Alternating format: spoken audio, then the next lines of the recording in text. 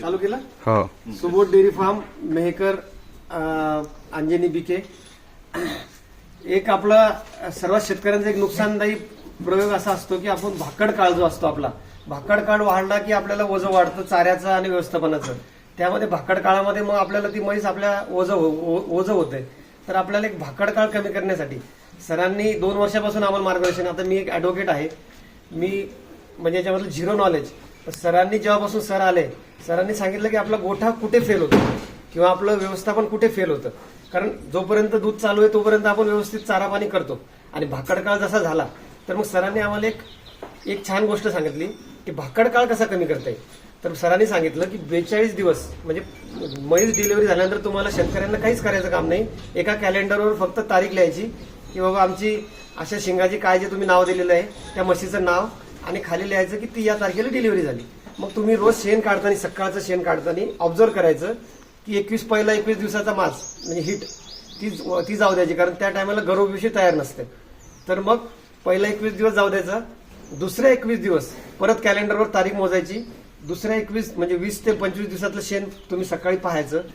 म्हैस हिटवर जी येते ती अशी काय हंबरणे किंवा उड्या मारणे, सगळ्या म्हशी काय काय मुका माझाचे असतात. डिस्चार्ज टाकतात. तर डिस्चार्ज जो असतो तो शेणावर डिस्चार्ज जो पडतो त्याच्यावरून तुम्ही मग म्हशीवर पण कॅमेरा मारायचा. मग तुम्ही म्हशीचं जे शेणाचं सकाळचं डिस्चार्ज आहे तर त्याच्यामध्ये तुम्ही मग ते त्याच्यात तुम्हाला समजू शकते की आज ही म्हैस आज हिटवर आली.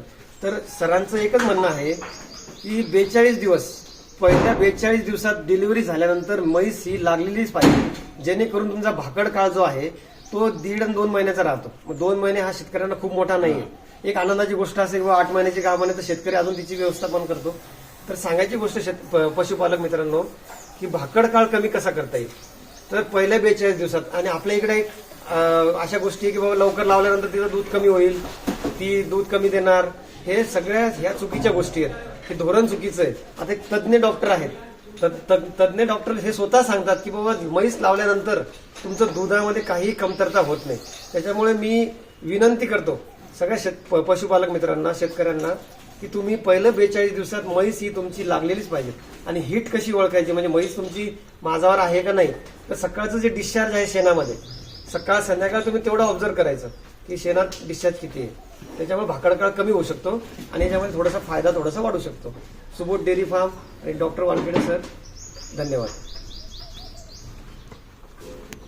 व्यवस्थित बोलले.